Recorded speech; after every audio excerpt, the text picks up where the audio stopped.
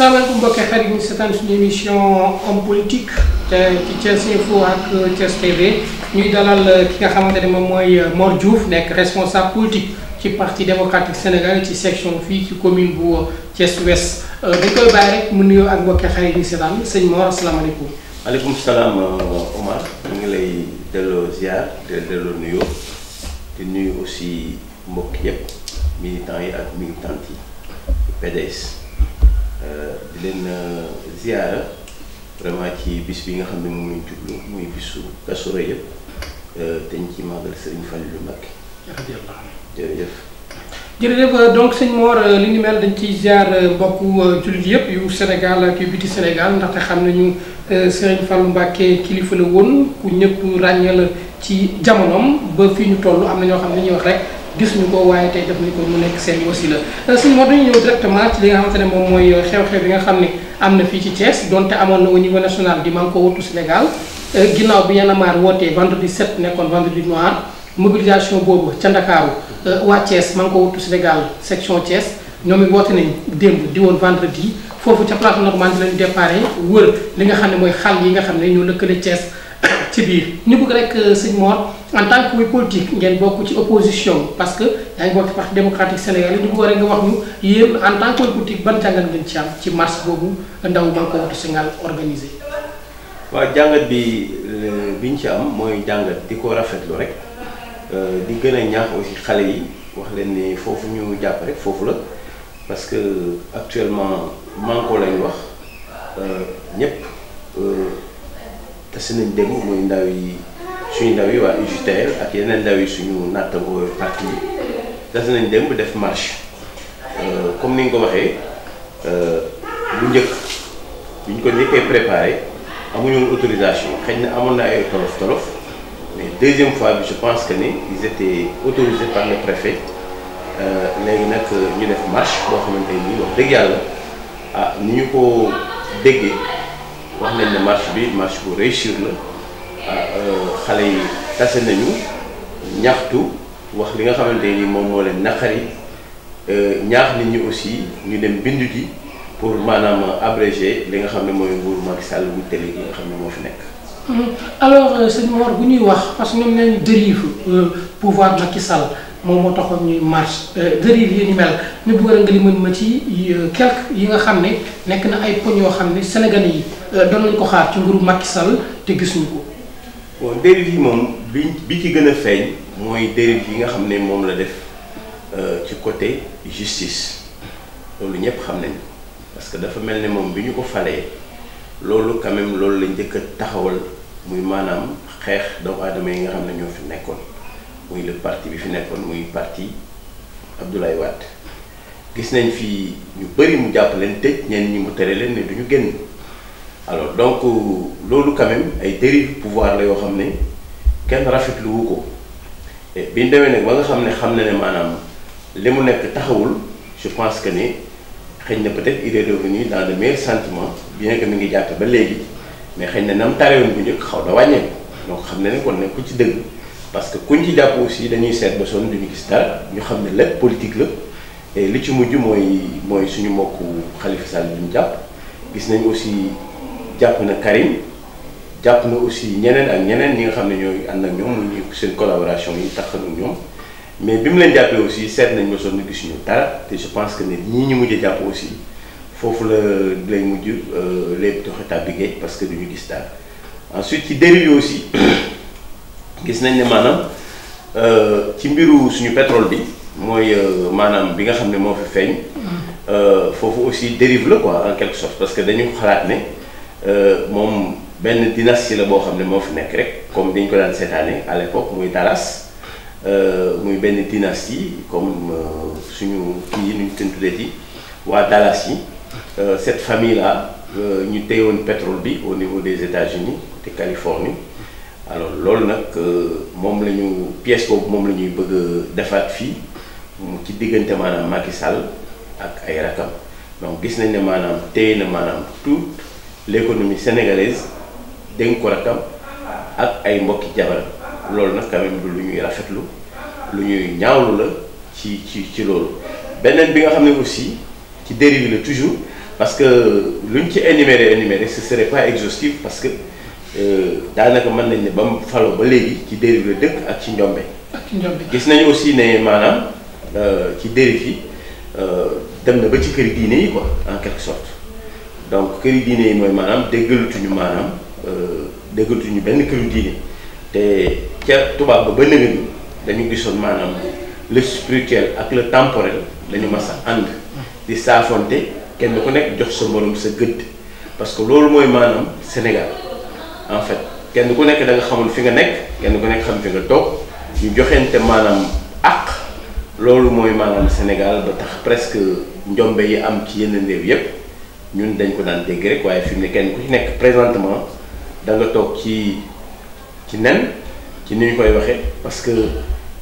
lii nga xam ne moom la ñu gis liy raam en tout cas jëm ci ñag bi kenn xamul lu mu doon te itam wax dëgg yàlla liy xeeñu lu neex. mais alors suñu wax dañuy wax ci wàllu pétrole bi Aliou Sall dafa retiré wu parce que gis nañ ni mu génn ci lépp loo xamante ko lëkkaloon ak Franck Timis mu nekk mbir moo xamante ne bëri woon na opposition jóg comme ni nga waxee dynastie Faye Sall bu jógoon bëgg a àcc mooy li nga xamante ne moom mooy koom-koomu réew mi mais tey bu ñuy xool këru diine yi nga wax léegi gis nañ ni kii nga xamante ne moom mooy président de la république am na ay projet yoo xam ne yëkkati na ko di wax ci wàllu Ila Touba ne bu ko defee pour yoonu dem Touba bi gën a ratax mu nekk xàll boo xamante ne autour à péage lay doon waaye dana wane ni am na taxawaay boo xamante ne am na ko ci wàllu diine modernisation ba mu def ca Tivaouane donte ni amoon na ay torof ci wàllu infrastructure yi ni mel yéen naka ngeen koy jàppee. comme li nga laaj ci këru diine yi effectivement Macky mi ngi wër këri diine yi bon ne da leen di moderniser mais loolu je pense que ne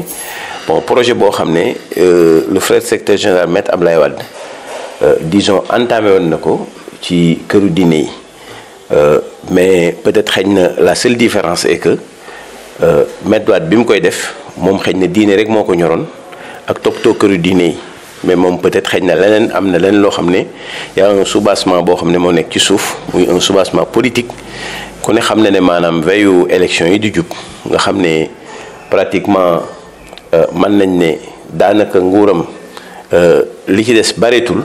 loolu moo tax xëy na peut-être muy topp këri diine yi di leen jéem a amadoué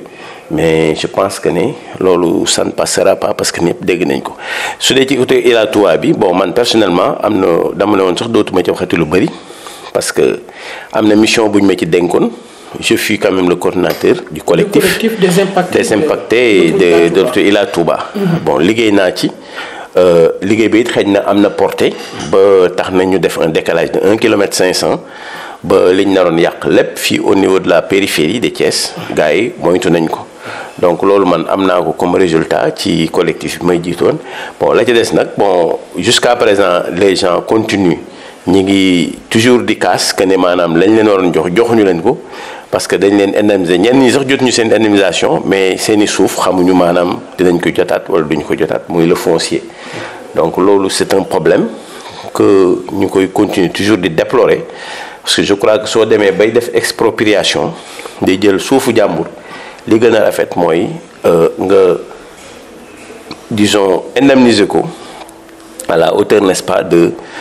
li nga xamante ni moom nga yàq mais defuñu ko li ñuy def rek mooy maanaam daanaka jaay doole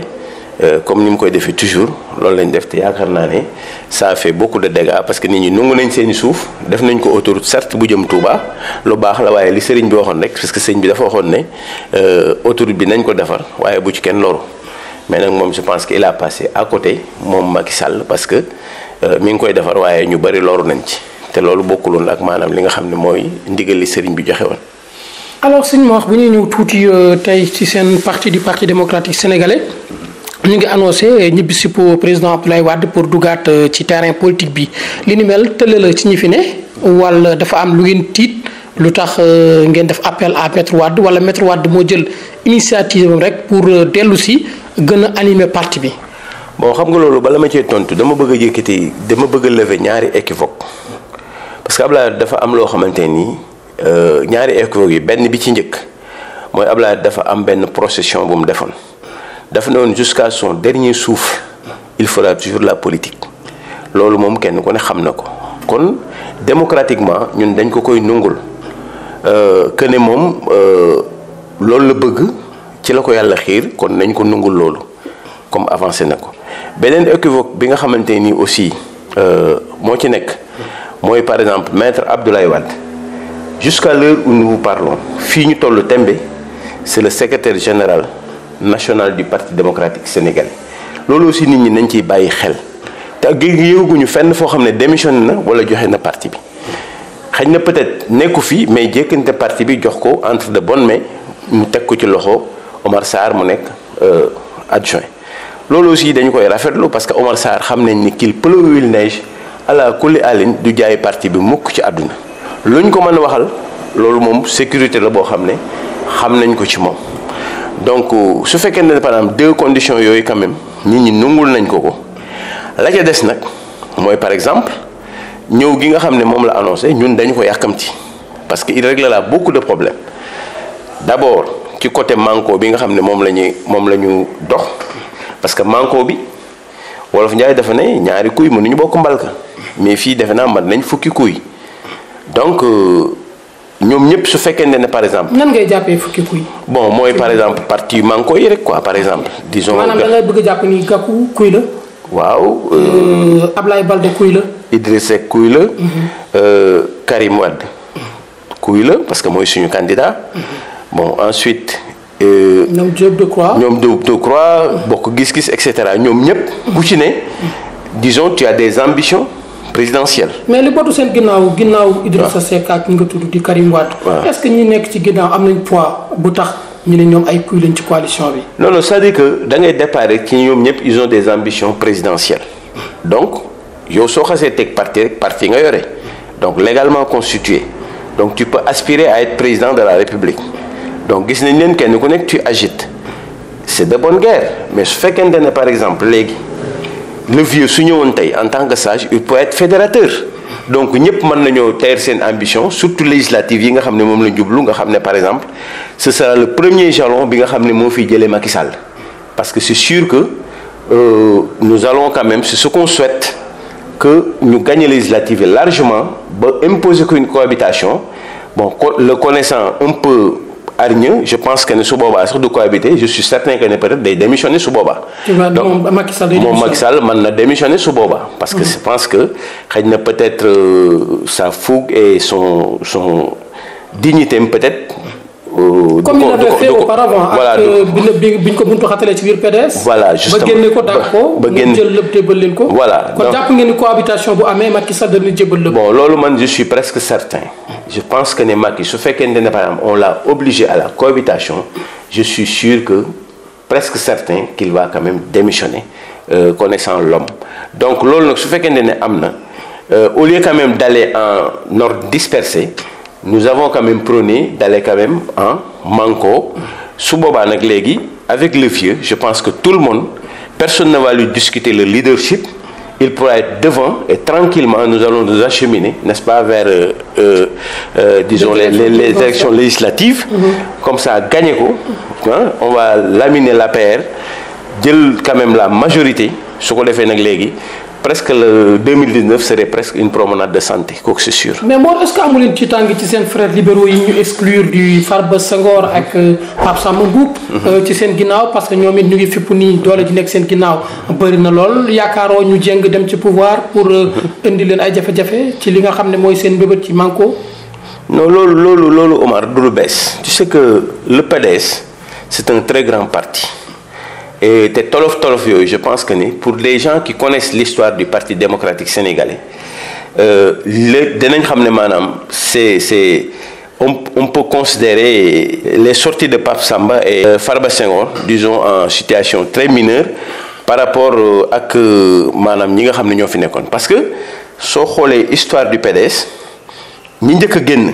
de la trempe de Fara Ndiaye de Serigne Diop n'est-ce pas ba ci Macky Sall bi et autres ñoo ñëpp soo xoolee histoire bi je pense que ni amu ci kenn koo xamante nii Farba Senghor et Pape Samba Mboup les a égalés Farba Senghor tout dernièrement il a été laminé au plateau par notre sœur une karimiste quoi Awa Abdoul Ba donc su dee Pape Samba Mboup personne ne lui connaît une base bon su dee Aïda Mbodj aussi également même actuellement de plus de 15 collectivités locales à 16. Elle se retrouve avec des 5 ou 3 collectivités locales. Mais elle garde toujours sa suprématie politique, hein? Non, mais au niveau de la commune, mais au niveau du département, elle a été battue. Donc je pense que nous, je crois qu'ils ne font pas le poids par rapport, n'est-ce pas, au PDS. Donc c'est des personnes qui, par exemple, mues par je ne sais quel intérêt ou autre, parce que mais le mieux était quand même que nous ñu toog, n'est-ce pas, ci biir parti bi liggéey ci parti bi parce que vraiment c'était mieux que actuellement position bi ñu jël bañ leen di sanctionner. Donc c'était pas vraiment la bonne voie qu'ils ont choisi. Alors très bien dañu ñëw tuuti ci li nga xam ne nekkoon na fi assemblée générale bu parti Rewmi woote woon ñu biral ci ay kaddu kilifa yi nga xam ne mooy le secrétaire général national de la vie politique bu parti Rewmi di Yankhoba Diattara biral ni moom seen li nga xam ne mooy seen lëkkaloo ci Manko duñ ko ànd ak Abdoulaye Wade wala Karim Wade waaye parti démocratique sénégalais lañ ci àndal parti démocratique sénégalais boobu ñan la. Bon ñun d'ailleurs boobu lañ koy laaj sax moom Yankhoba Diattara. Parce que parti démocratique sénégalais boo xam ne da nga ci génne Karim Meïssa Wade qui est notre candidat aux élections de 2019 génn ci l'actuel secrétaire général Maître Abdoulaye Wade mais kooku ban parti démocratique lay wax peut-être parti démocratique bu Guinée ou bien bu Gambie wala bu Mauritanie mais en tout cas c'est pas le parti démocratique sénégalais. Mais est-ce que les frondeurs du créé parti démocratique force du changement parce que. Bon, d'accord, quand même c'est de bonne guerre. C'est leur problème. Mais en tout cas, nous, ce que nous ne pouvons plus tolérer, c'est ce d'abord. Parce que Diattara, nit la ko xamné xamone nañ ci mom ak dal. Xamone nañ ci mom aussi yar ak teggine. Mais depuis quand même que je crois que amna problème ak Talla Sylla ak manam bim amé problème fi ak ci dëkk bi ak boy yi nga xamné ñoo nekkoon ak mom ci ginnaam dafa xaw melni quelqu'un qui a un petit peu perdu la boule la tête en quelque sorte parce que ay sortem c'est des sorties lamentables que tout le monde regrette parce que il se trompe souvent d'adversaire parce que Abdoulaye Wade c'est pas son égal ce n'est même pas l'égal de son patron Idrissa Seck parce que bayam la tu as vu mom moko jangal lu mu mën am ak lu mu mën nek Abdoulaye moko defal donc je pense que su fekkonte ne par exemple amna lo xamanteni ni war na ko set li gëna bien moy qu'il ménage Abdoulaye Wade du moromam et désormais nous ne pouvons plus tolérer que mu taxaw di xass Abdoulaye Wade wala mu di ko sàmm c'est la deuxième fois ou bien troisième fois moom muy attaquer le vieux muy attaquer Abdoulaye Wade donc loolu mënatuñ ko supporter te aussi dootuñu ko tolérer nous personnellement nous sommes plus disciplinés que lui pourtant Idriss Seck le PDS am na lu mu ko mën a waxal parce que ñun ñëpp ñoo bokk dëkk bi même moom actuellement partout à Thiès am na fi ay nit ñoo xam ne ñi ngi wax ci ginnaawam ak li ñu ko wax mi ngi ci presse bi mais amul ben PDS bo xamné mas na ko manquer de respect wala manquer de respect n'est-ce pas son patron Idriss Seck donc je pense que li gëna sérieux à mon avis c'est de ménager Maître Abdoulaye Wade c'est de ne plus quand même lui adresser des propos déplacés lolu mënatuñ ko nangu tay mënatuñ ko nangu ëllëg et je lui lance un appel solennel qu'il arrête parce qu'il se trompe d'adversaire. L'adversaire, s'il a des problèmes, il n'a qu'à les régler avec Talla Sylla. S'il a des problèmes, il n'a qu'à les régler avec les éléments de Talla Sylla ou bien les éléments de Fall Askan Wi. Au moins, c'est Macky Sall, qui c'est l'adversaire commun, nous adresse des paroles. Mais au moment où on parle de Manko, alors il se permet quand même d'attaquer le PDS, qui est presque le cœur de Manko, qui est presque l'âme de Manko. Hein? Et je le défie de dire le contraire. Parce que le PDS, c'est l'âme de Manko au Sénégal. Moi, je suis xol bi. Si nous avons au niveau de Thiès, mais ils seront laminés par la paire parce qu'ils sont agressés partout par la paire et par Fall Askan Wi tout dernièrement. Donc, ce fait qu'il n'est pas dans le PDS, c'est que moi, pour espérer quand même survivre, je pense que le mieux serait de respecter, n'est-ce pas, le secrétaire général du PDS, Maître Abdoulaye Wade, qui est une personne respectable. Et moom li ma ko wax, je suis certain que Idi va le rappeler à l'ordre, parce que Idi ne va pas quand même cautionner quand même ce manquement. Donc je pense que Monsieur Diatara, vous avez intérêt, n'est-ce pas, à vous rectifier. Et même nous vous imposerons, n'est-ce pas, pour la marche, n'est-ce pas, du manco, des excuses publiques, n'est-ce pas, par rapport, n'est-ce pas, au Parti démocratique sénégalais. Moi, ça, je vais quand même faire tout, n'est-ce pas, de ce côté, pour que vous présentez des excuses publiques. Parce que ça, c'est intolérable. Un parti, quand même, dans le manco, nous devons du respect mutuel.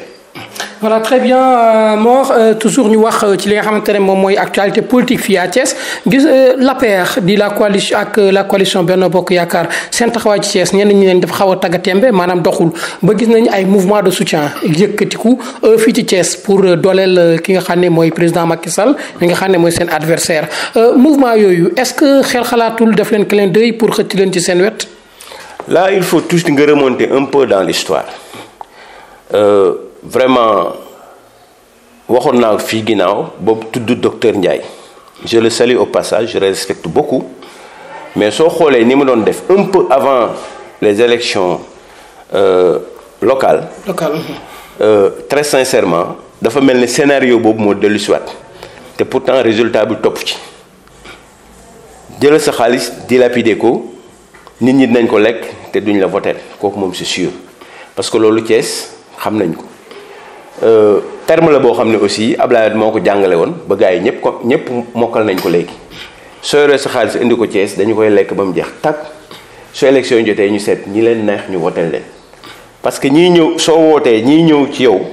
soo liggéeyee keneen woote ñooñu ñooy déplacé wu dem ci kooku su keneen wootee ñooñu ñooy déplacé waat demaat ci kooku. Maanaam c'est les mêmes personnes. Donc c'est les mêmes personnes. ñoom ñooy def la ronde quoi tourner autour n'est-ce pas au niveau des manifestations des leaders.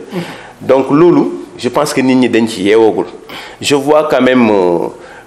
disons foisonner un peu partout des mouvements. Tu as vu mais ñooñu je pense que ñi ngi nax Macky te Macky fii à Thiès war na ubbi bëtam bu baax mu xool ko ñi ma fi gis ñuy def ay mouvement ñëpp dañu koy nax parce que mënuñu fi régler dara Thiès actuellement Thiès est bleu PDS moo fi nekk. Nous avons une majorité silencieuse, je le dis à haute voix ñëpp xam nañ ko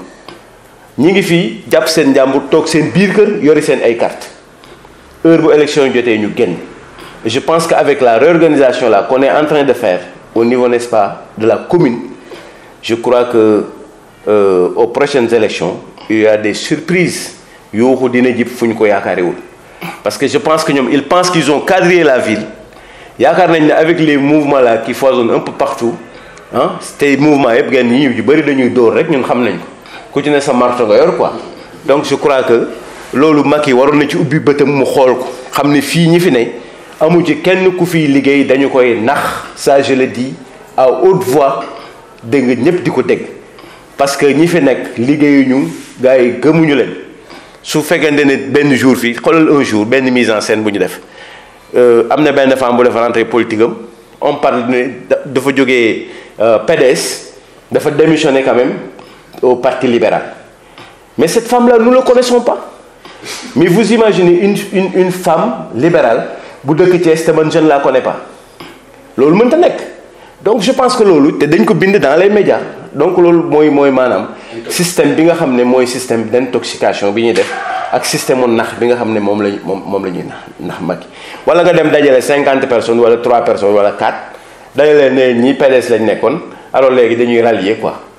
tu penses que loolu mën na nekk loolu c'est vraiment de kenn xamul lan lañ ko mën a qualifier donc je crois que il est temps que l'APR n'est-ce pas et son patron se ressaisissent ñoo xam ne Thiès c'est pas facile Thiès du dëkk boo xam ne da ngay ñëw rek këf ko dem Thiès dafa am borom Thiès ñi fi nekk mooy li nga xam ne moom la fi Abdoulaye Wade sampoon mu nekk fi nekk l'histoire. mais sëñ Mor nee nañ Thiès borom mooy Idrissa Seck parce que déjà les collectivités locales moom moo koy gagné. boo xoolee les 3 communes même département bi sax am na ay nitam yu gagné woon donte ni gis nañ ni ralliement yi bëri na. département bi yëpp dem nañu ànd ak président Macky. tey boo waxee Thiès est bleu boo waxee tey Thiès am na benn majorité silencieuse xanaa yéen da ngeen a liggéey maanaam nañuy waxee rek liggéeyu janax. waaw effectivement c'est-à-dire que xam nga li ci kanam raw lu bët bon de toute façon. ñun ñi ngi liggéey correctement xam nañ ne aussi loolu soo gisee ma wax ko je pense que les observateurs les plus avertis ñu gis bi alternance bi ñuy soog a daanu ci nguur gi ak léegi soo xoolee maanaam ni parti bi évolué ak vitesse bi mu jël actuellement ak ambition bi nga xam ne moom la nit ñi jël. est-ce que du maanaam rëcc moo am. maanaam xeexoo bi amoon ci PDS. ba ngeen ñàkk nguur gi. tey dem na ba rëccu am na ñëpp dajaloowaat jëlaat benn doole ji pour indi waat sampaat ko ci kanam. voilà justement c'est-à-dire que ñun xam nga le PDS dafa am xam nga le PDS a des militants particuliers je peux dire que ne même su fekkoon ne tey dañuy wax ci religion dañ naan PDS ay taalibe la am. donc amul maanaam maanaam ay disciples. ay disciples qui sont dévoués. voilà qui sont dévoués justement vraiment c'est le mot que je cherchais. maanaam c'est des dévoués. loolu mu nga xam ne moom la gars yi téye bokkul ak maanaam ñi nga xam ne presque ay militants lañu mais c'est des militants yoo xam ne ils sont presque de temps en temps au gré du vent. donc des militants alimentaires également nga xam ne ñoom fu xaalis nekk rek fa la ñuy nekk. mais le PDS authentique kenn mënu ko bouger loo un iota. léegi nag admettons par exemple su ngeen da ngay def analyse PDS boobu nga xam ne moom moo nekk ci mooy authentique bi nga xam ne moom mën nañ leen assimiler sax à des disciples ñoom ñi ngi fi bougé wuñu donc maanaam poids électoral bi ñu amoon ba léegi bougé wul ak beneen système électoral yeneen militants yi nga xam ne ñoom par exemple ils ont la bougeotte fu ne la ñuy dem fu ne la ñuy laal donc ñooñu ils ont quand même appâté par le gain foofu la gars yi maanaam affaire yi di tibb donc foofu suñu fi tibbee fekk ñun amuñu benn disons suñu kii bougé wul donc su fekkee ne foofu gars yi jël nañ. mais ñooñu ay militants PDS lañ. non duñu ay militants PDS. mais bu dee ñooñu dañu ànd ak yéen. di xaar le gain maanaam. nekk des militants alimentaires. ci membre PDS lañ kon bu ñu demee fenn dañ naan waa PDS rallié nañ. non c'est pas des membres du PDS. justement foofu laa la bëgg wax dama la ne PDS ñi nga xam ne ñooy ses membres je les assimile à des disciples. à des disciples. ñooñu laa la ñuy tourner autour. ñooñu nag ñoo fi nekk maanaam di nax waa APR. ci dëkk bi. su teyee ña nga fee ca docteur Ndiaye ginnaaw suba ña nga ci Siré Dia après demain ña nga ca Thierno Alassane Sall. ginnaaw suba ña nga ca Thiès. tu vois loolu ñooñu laa la ne par exemple. loolu moo nekk Thiès ñooñu ñooy tourner autour du pot. ñooñu nag la ca gars yi jot a capté. suñ ko boolee ñooñu maanaam si ils font face n'est-ce pas à réew mi mais ñun suñ ci duggul ñun suñ leen seetaanee rek ñu sëgg bëri mais ils vont laminer le réew mi tu sais que réew mi lu ñu mësul problème bu ñu mës suñ fekkoon ne du PDS kon ba nga ni tuddatuñ leen kon jusqu'à présent ma ne la si APR gagné nañ leen fii au niveau parce que xeex bu ñu mës def entre ñoom ak waa APR ñun ñoo ñëw peser du poids ba jël ko dem na ba ci le conseil départemental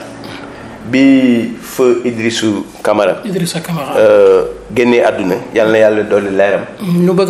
ñu bëgg a samp def naa seen candidat c'était Aymérou Gningue ou je ne sais qui encore. boobu temps bi ñu demee ba ci élection yi mais defe naa 20 ak 21 la woon PDS taxaw fee ak seen sept conseil mais keroog su fekkoon ne le PDS n'a pas voté pour le réew mi est-ce que réew mi dañ jot conseil départemental. est-ce que aujourd'hui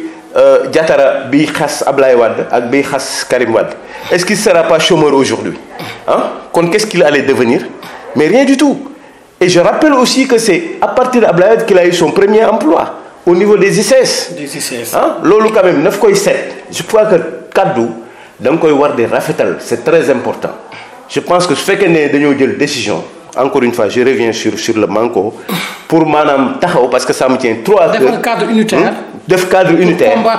combattre le régime qui est notre adversaire. je pense que li gën a rafet. c'est pas quand même de faire des activités fractionnistes quoi. li gën mooy wax lu rafet moo gën parce que xam nañ ne ñoom le réew mi le sait pertinemment que eux bu ñu leen waree ndomb ba bëgg leen a rendi PDS mooy ñëw taxaw jàpp ci paaka bi quoi. te je pense que nag suñ deful ndànk nag cette fois-ci su boobaa suñ leen waree te ndomb bëgg leen a la ñuy bàyyi ñu rendi leen comme ça mu jeex quoi. mu jeex voilà très bien Mor ñu bëgg rek nga wax tuuti ci gestion collectivité locale u Thiès yi naka ngeen ko gisee yéen waa PDS. bon vraiment nag man je pense que gars yi ñu ngi góorgóorlu. wax dëgg yàlla ñu ngi góorgóorlu laa wax. mais je crois que. Nous donnons rendez-vous, n'est-ce pas, à la population thiessoise en 2019. Je crois que le PDS allait faire mieux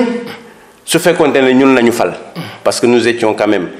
très ambitieux par rapport, n'est-ce pas, au projet, n'est-ce pas, pour Defrat Thiès. Amon nañ ci ay projet soo xoolee même suñu programme ci biir élection locale yi nga xam ne defoon nañ ko muy ouest muy est muy nord. Je crois que ce fait qu'on ait ñun la ñu fal nous allons quand même faire mieux mais de toute façon ñi fi nekk c'est nos frères nous les encourageons et à persévérer parce que dëkk bi suñ ko defaree non seulement ñoom defaral lañ ko pour seen bopp mais aussi defaral lañ ko pour dëkk bi te ñun dëkk bi ci lañ bokk quoi. alors quand bu ñuy wax ni Thiès dañ ko bloqué état da koy bloqué parce que toujours Thiès n'est pas favorable au régime parce que souvent même bu accompagné ba régime taxaw gisoon nañ Idrissa accompagné woon na Ablaye Wade ba Ablaye Wade taxaw mais bi ñu demee ba sant 2004 yi taxaw ñoom ñaar dañoo tas sëy ba dafa tas fa la yem ñu ne Thiès dañ ko bloqué ci lépp. ñu gis ni bi état bu régime Macky Sall ñëwee ñu ne déblocage day am parce que nekkoon na ci ay promesses électorales donte ni Idi àndoon na ak Macky pour xeex Abdoulaye Wade tey ñu falu Idi dem ba ci biir sëy ba tasaat digganteem ak Macky Sall tey collectivité locale yi ñu ko yore waa réew mi la donte ni fal askan wi tey ka ko jiite di président Talla Sylla bokkoon na ci coalition ànd defar Thiès pour mën a soppi xar kanamu Thiès jo dénkaat li nga xam ne mooy collectivité locale yi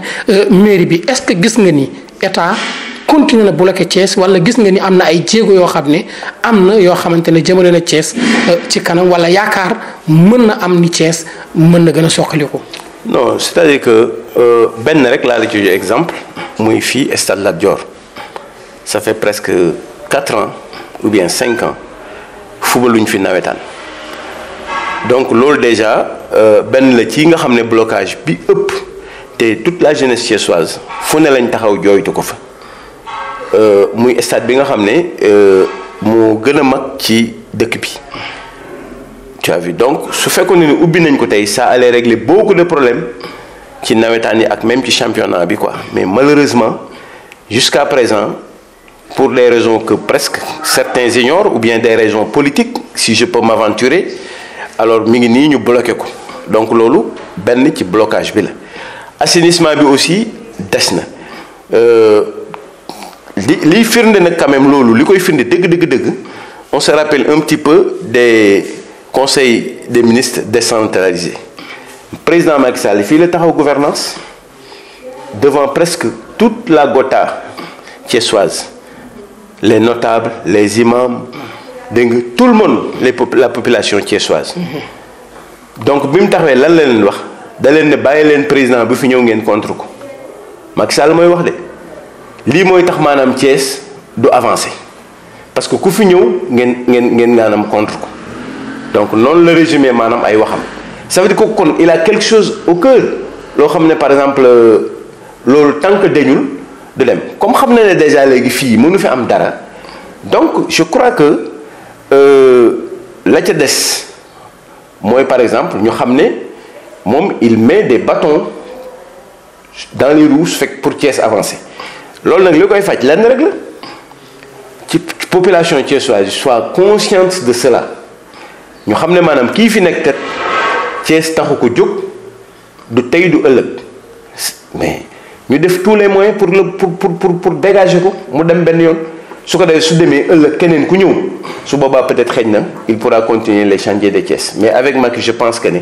bu yóbboo ñu bañ a yaakaar parce que je suis certain que ne avec Macky Thiès ne va pas quand même continuer à bouger. voilà émission bi temps bi jeex na tàkk dañuy ñëw ci li nga xamante ne moom mooy xew-xew bu mujj bi muy rentrée politique. bu Mor Diouf responsable politique ci PDS dëkk fii ci Fayu di organiser di ko waajal ñu gis ni coow li bëri na ci biir dëkk bi rentrée politique bi Mor lan moo waral nga dem ba ci digg bi créer tey rentrée politique ak lan ngay xaar ci rentrée politique boobu.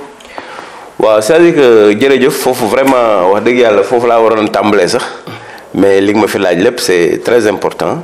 ma di la remercier ci question boobu c'est très important parce que je tiens trop à cœur sur cette rentrée politique. rentrée politique nag ñaare ku ko daan def day xaw a mel ne gan nga ci parti. mais man nag wax dëgg yàlla duma fi gan wax naa ko bu dul benn du ñaare. parce que damay yeesluwaat maanaam su fekkee ne wax nañ maanaam waxu taalibe daal. en quelque sorte. donc ci kaw loolu dañu ko def rek simplement pour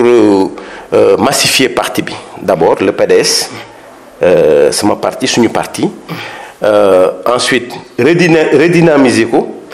ak encore faire de l'animation politique en vue n'est-ce pas des élections futures muy 2017 ak 2019 parce que kooku ñun ñëpp dañ ci war a taxaw kenn ku ne xam ne dëkk bi dara doxu fi vraiment ñëpp tout le monde a été déçu waa ji li mu waxoon muy Macky Sall defu si dara alors ñëpp rëccu nañu kon nag li ñuy taxawee rek mooy maanaam def tous les moyens pour jëlee ko fi en tout cas man de en ce qui me concerne su ma xëyee 7 heures teg samay tànk ba 7 heures ci ngoon ba may tëdd lu fi jëlee Macky Sall rek ci laay dox ci laay xëy ci laay wax mais d'une manière nag démocratique je le précise donc loolu ci laay dox guddi ci laay dox bëccëg alors loolu nag moo tax ma ne